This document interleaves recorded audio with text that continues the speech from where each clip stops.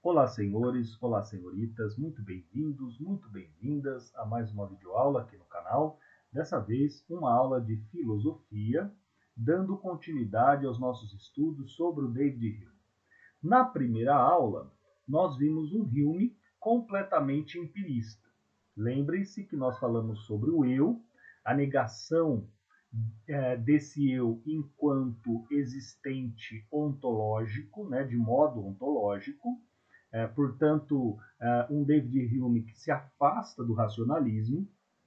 Vimos as divisões, na verdade, né? A divisão em que as percepções se encaixam, seja elas ideias, sejam elas impressões. Bom, comentei no finalzinho também da aula que o David Hume, o que nós estamos fazendo aqui é trilhando o caminho de David Hume. Ou seja, o que, que significa, né? Como que se apresenta essa trilha?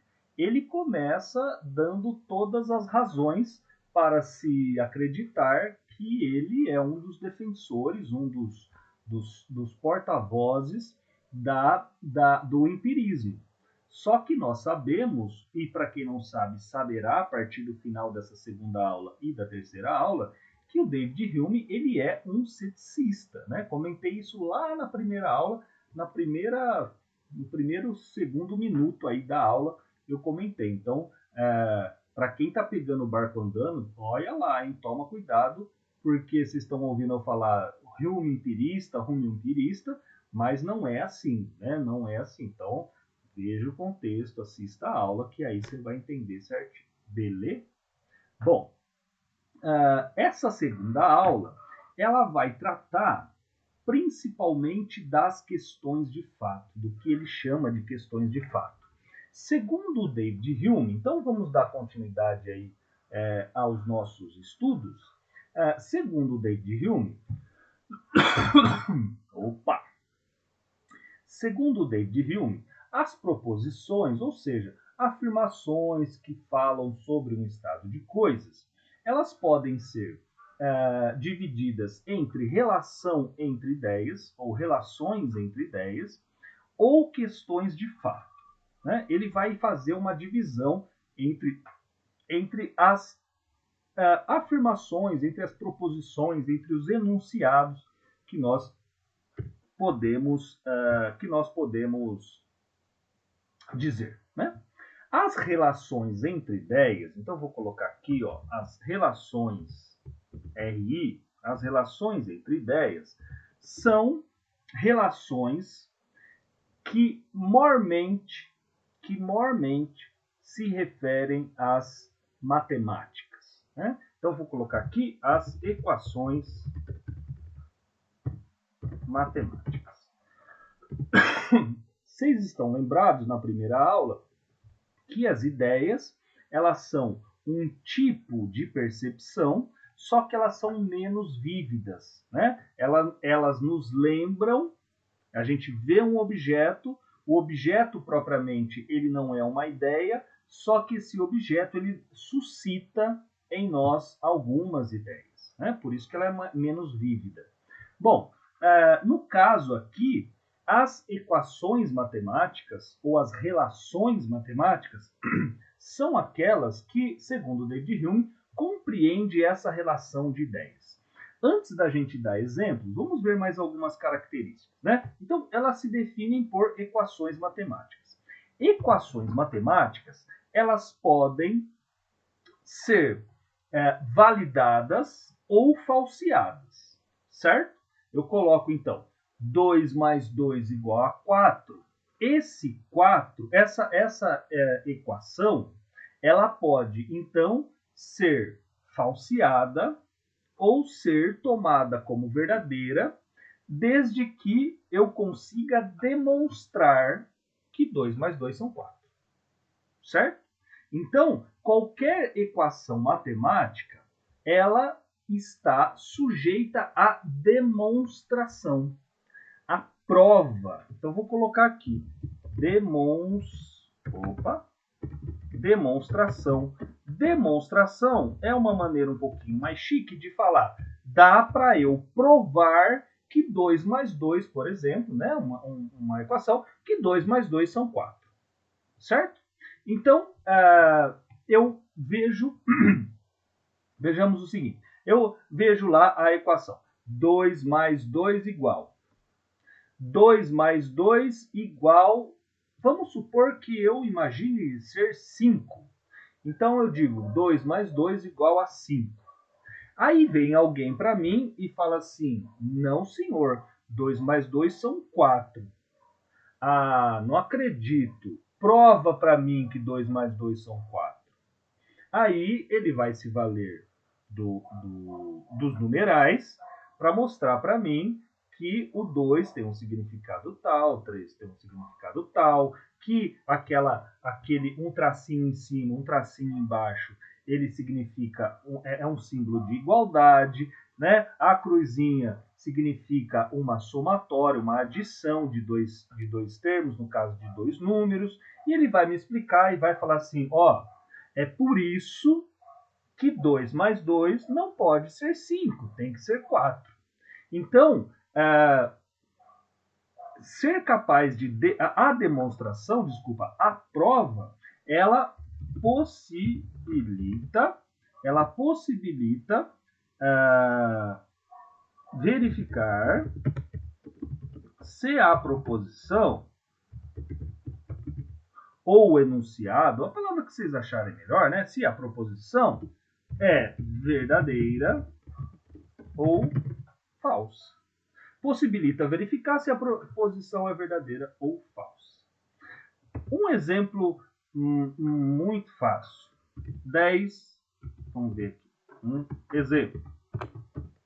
10x mais 50 igual. Deixa eu vou fazer uma muito fácil, não vem tirando, não vem achar graça não, tá? 140, certo? Aí a pergunta então é: x é igual a quanto? Aí você muito bom em matemática, você vai dizer assim: x é igual a 9. Você falou, louco, mano, aí você tirou a favela, duvido, como assim? Cadê? Você viu na calculadora? Não, eu fiz só mentalmente, eu fiz relações entre ideias, entre conceitos, certo? X então vale 9. Aí fala, não acredito, mostra para mim. Aí a gente vai lá, vamos fazer bem bonitinho, vamos dar uma de professor de matemática, né? 10x é igual a 140 menos 50. 10x é igual a 90. X é igual a 90 dividido por 10. X igual a 9. Então, o nosso x, ele vale 9. Né? Vamos tentar colocar aqui embaixo para ficar bonitinho. Então, o nosso x vale, a nossa resposta, né? O nosso x vale 9. Deixa eu apagar aqui da lousa. Beleza. Aí você fala, nossa, mano, agora eu entendi por que o x vale 9. Isso significa, moçada, para o David Hume, isso significa todas as relações entre ideias, elas são, o mais importante de tudo que nós falamos aqui, as relações entre ideias, elas possibilitam verificar se a proposição é verdadeira ou não, de antemão. De antemão. Ou seja, a relação entre ideias, ela nos possibilita o conhecimento.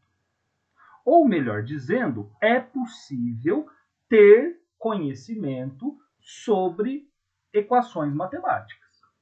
E por quê? Porque, moçada, conhecer alguma coisa significa antecipar essas coisas. Então, um exemplo tosco que eu vou retomá-lo quando nós estivermos falando sobre as questões de fato. Quando que eu digo que eu sei alguma coisa? Quando eu antecipo algo sobre aquela coisa, sobre uma dada situação. Então, a gente viu um exemplo aqui do 10x mais 50 igual a 140. Sem fazer as contas, eu disse assim, o resultado é 9. X vale 9. Quando eu verifiquei, quando eu fui capaz de provar que x valia 9, você e aqueles que puderam acompanhar a minha conta aqui, falaram o seguinte, é verdade. Tiveram que assumir o seguinte, é verdade, ele sabe fazer essa conta, ele tem conhecimento sobre. Por quê? Porque antecipadamente ele disse que o resultado era 9. E depois ele justificou, demonstrou que o resultado é 9. Vocês estão vendo o quê? Vocês estão vendo que as equações matemáticas, elas não existem na realidade propriamente, certo? Elas não existem no mundo concreto. As relações entre ideias, elas são só conceitos, só entes imateriais. Imateriais, gente, por favor, não são imateriais no sentido de metafísicos, por favor. Metafísica é racionalismo. O David Hume, aqui para nós, por enquanto, ele é empirista. Então, essa imaterialidade a qual me refiro são conceitos. Não assistiu a aula 1? Assista que você vai entender muito bem do que eu estou falando. Espero eu. Se não entender, me procura. Certo? Bom, agora, vamos pensar em outro tipo de proposição. Por exemplo, vai chover amanhã? O sol nascerá amanhã? Vai fazer frio amanhã? A onda amanhã vai ser forte para a gente poder fazer um surf? Vai fazer muito calor? Amanhã vai tá boa essa banana para comer? Num certo sentido, eu estou perguntando eu estou fazendo uma pergunta que exige uma resposta. Tal como exigia aqui o X. E lá no X eu pude falar para vocês. Essa equação é igual X, o X dessa equação é igual a 9. Aí você duvidava e eu dizia, veja aqui, estou demonstrando para você. Mostrei todos os meus dotes matemáticos, né? De PhD no MIT, certo? Aí, você está me perguntando agora se a banana amanhã ela vai estar boa para comer. Quantas mil vezes que a gente já não fez isso, gente? Quantas vezes na vida? Ô mãe, amanhã vai dar para comer essa banana aí? Ô mãe, será que amanhã o mamão vai estar maduro? Aí sua mãe dá aquela bisoiada, né? Aquele jeito de mãe. Não, não, vai sim. Não, não, não vai não. Vai sim. E aí você se pergunta como que esta danada sabe? Aí você pergunta, mãe, por que você tá. Como você sabe que amanhã a banana vai estar boa? Ela fala assim: olha pro jeitão dela. Né? Olha pro jeitão dela. Daqui a pouquinho ela já vai estar boa. Vocês estão entendendo onde eu quero chegar? Se não estão entendendo, entenderão agora. Existe então existe um outro tipo de proposição que são chamadas as questões de fato. Essas questões de fato, elas são questões sobre a concretude, sobre o mundo concreto. Olha só, o que ele quer dizer com fatos é aquilo que está aparecendo no mundo, aquilo que se mostra ao mundo, aquilo que não é só conceito, né? Coisas visíveis. Questões de fato, então, podem ser resumidas por tem como objeto, concentram-se, né, nas questões da natureza, dos fenômenos da natureza, do mundo concreto. Vou colocar aqui, ó, do mundo concreto, certo? Vamos ver, gente, vamos ver se fica claro. Eu faço um suspense porque, mano, Hume é muito foda, cara. Hume é muito foda. E eu quero tentar passar o máximo que eu conseguir, eu quero passar essa importância para vocês. Por isso que eu estou indo devagar, tá? Quando eu pergunto, amanhã esta banana está boa? Se eu digo sim, vamos entrar nessa dança, né? Eu falo assim, mãe, amanhã essa banana já está boa para comer? Aí ela fala, estará. Aí eu espero amanhã chegar, eu vou comer a banana e de fato ela está uma delícia. Ou seja, eu fiz uma pergunta, essa pergunta foi respondida com um positivo, né? Ela estará boa, e a hora que eu experimentei, que falava sobre o estado de uma coisa no mundo concreto, o estado da natureza no mundo concreto, e a hora que então a minha crença estava verdadeira, certo? Por quê? Porque mamãe disse que amanhã estaria boa e ela de fato está boa. Aí é uma crença verdadeira. Aí eu pergunto para a minha mãe, mamãe, Dona Sueli, como é que a senhora sabia, né? Ou seu Gessner também, meu pai manja muito de dessas frutas, do estado da natureza mesmo, de flores, de frutas e tudo mais. Aí pergunto, falo assim, como o senhor sabia, como a senhora sabia que iria estar madura a banana? Ela fala, pelo jeitão. Olha a diferença da justificativa das relações entre ideias e das questões de fato. Nas questões de fato eu falo, senta aí, vou mostrar para você. Pá, pá, pá, pá, pá, pronto. Aí a minha mãe fala assim, não, pelo jeitão dela. Quando a banana tá assim, é que ela vai estar boa. Filho, sai que vai chover. Chove, é uma crença verdadeira. Aí você fala, mãe, como você sabia? Não, porque quando acontece tal coisa, vai chover. O David Hume vai falar, as questões de fato, em resumo, vou colocar aqui, em resumo, elas não são passíveis de verificação. Ou, desculpa, verificação não. Verificação sim, você fala vai chover? Vai chover. De demonstração. Isso no linguajar humeano significa elas não podem ser falseadas. Ou elas não são falseáveis.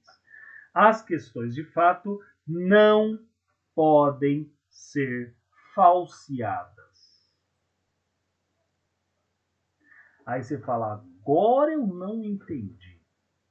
Até as relações entre ideias, irmão. Agora, sobre as questões de fato, até agora não saquei. Como assim que elas não podem ser falseadas?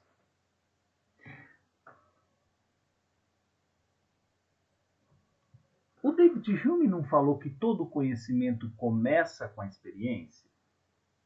Falou, né? Ele havia então negado lá o racionalismo, ele falou, olha, se existe um conhecimento, esse conhecimento começa com a experiência, certo? Aí falou um monte de coisinha lá que nós vimos na primeira aula, e nós finalmente chegamos aqui, no coração da filosofia humeana.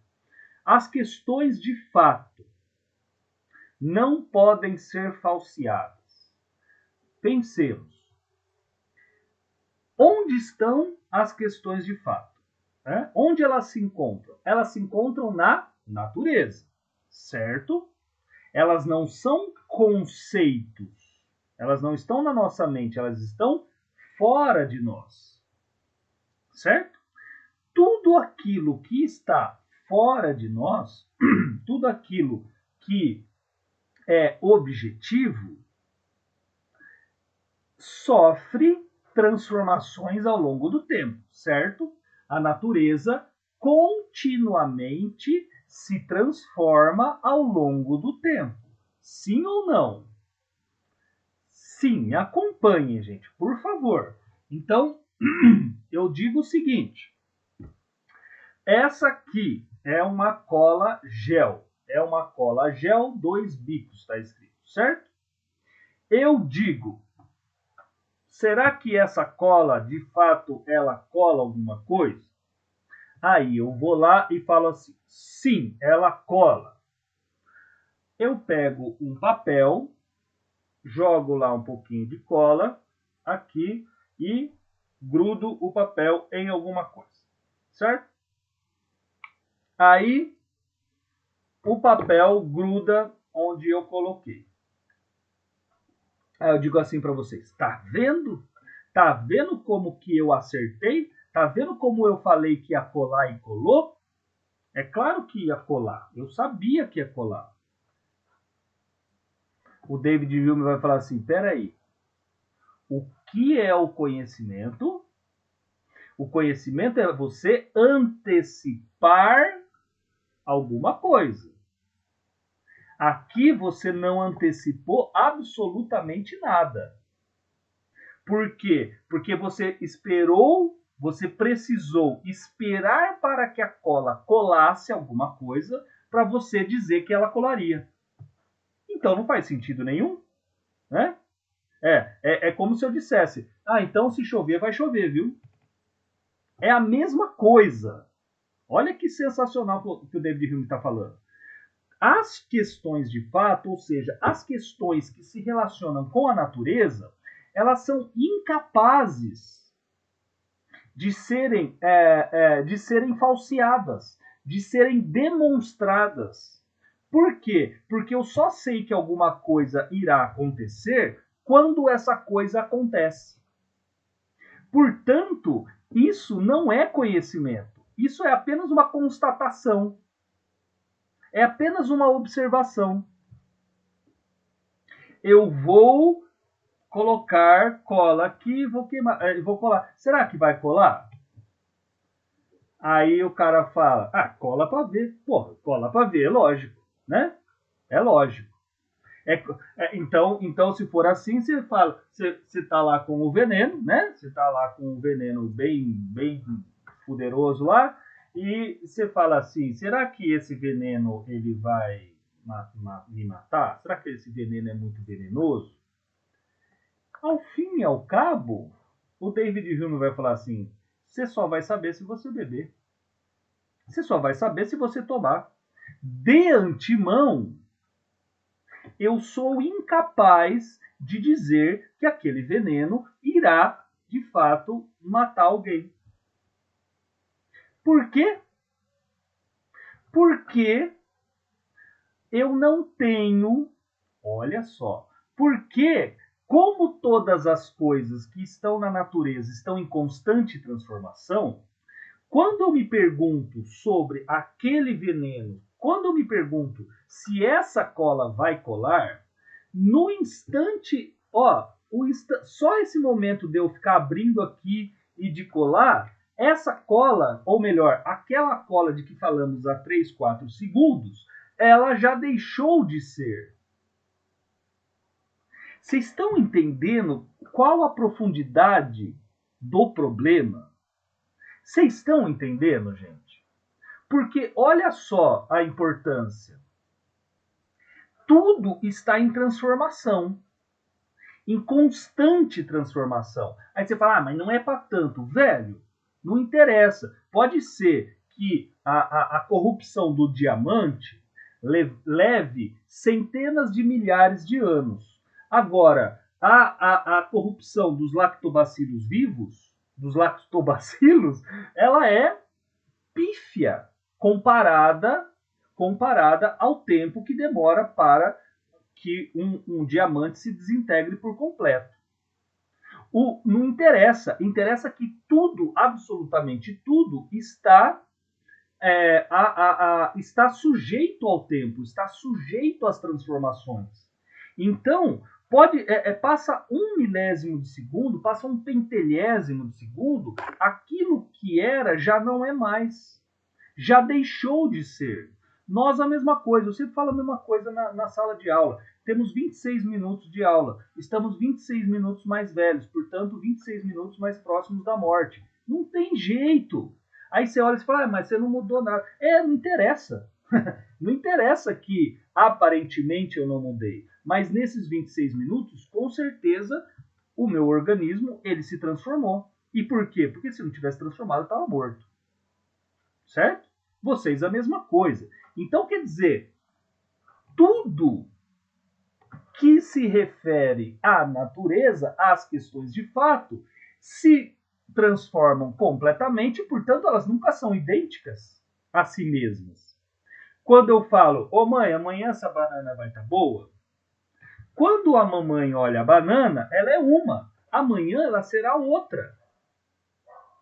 E mais interessante do que isso, quando a experiência que a sua mãe tem de bananas maduras, seu pai tem lá de bananas maduras, não é sobre aquela banana. Aquela banana é única, afinal de contas, não existe algo que seja idêntico a si dentro da natureza. Olha que coisa maravilhosa. Então, quando mamãe diz, essa banana está madura, ela fala que ela está madura por quê? Porque ela tem experiências passadas, de bananas passadas, e ela acredita, sensacional David Hume, né? E ela acredita que essas bananas se comportarão da mesma maneira. Ela acredita que essas experiências que ela teve de bananas passadas irão se repetir com essa banana presente.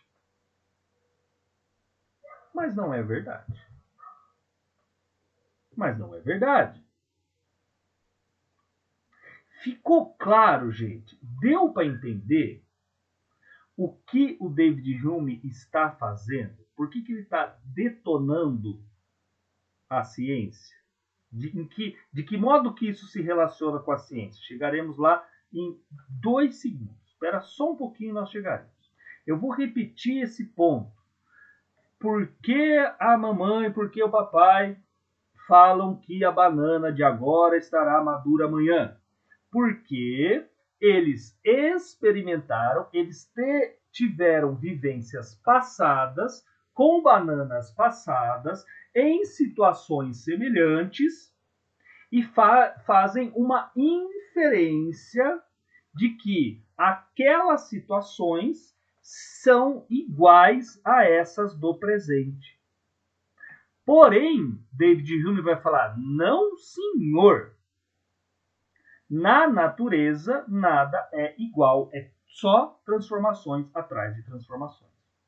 Agora eu acho que fica ainda mais claro por que as relações entre ideias são passíveis de serem falseadas. Por quê, velho? Porque é uma produção mental. O 10 vale 10 para todo mundo, o X vale X para todo mundo, esse sinalzinho todo mundo dá o mesmo significado, 50 a mesma coisa, tudo a mesma coisa. Então é independente do tempo, ele permanece. Resumo da ópera, para nós fecharmos esta aula. O David Hume vai falar assim para os cientistas: o que vocês estudam mesmo? Ah, nós estudamos a natureza, nós estudamos os fenômenos naturais. Ah, e por que vocês, ao estudarem os fenômenos naturais, vocês transcrevem esses fenômenos em equações matemáticas? Porque as equações matemáticas nos dão um conhecimento mais duradouro, um conhecimento mais preciso. Nós conseguimos fazer a demonstração daquilo que nós estamos afirmando. Aí você fala, mas... Aí David Hume fala, mas, fio, como é que você quer parar a natureza? Porque é isso que vocês estão fazendo. Com as equações matemáticas, ou melhor, imprimir aos fenômenos naturais uma linguagem matemática significa cristalizar a natureza. Significa paralisar a natureza. E paralisar a natureza é impossível. Então, quando você fala, quando você acredita, né, quando você afirma que a maré ela está assim assado e vai chover por causa disso, isso é uma besteira. Isso é uma besteira, isso não é verdade. É provável que seja. Então, moçada, para essa aula, nós ficaremos aqui. Nós não terminamos ainda aquilo que vai ser conhecido, né, como o problema da indução. Nós não terminamos ainda de falar totalmente sobre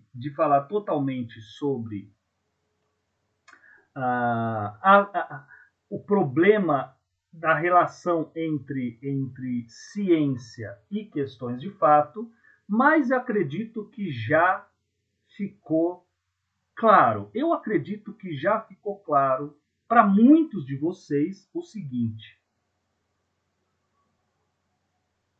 quando a ciência diz amanhã irá chover por causa disso, isso nada mais é do que uma possibilidade. A possibilidade de que chova é tal. Aí você fala, mas hoje é assim, hoje é a mesma coisa. Filho, no século XVIII, ciência era igual C maiúsculo, conhecimento com C maiúsculo. Ciência era igual Vzão.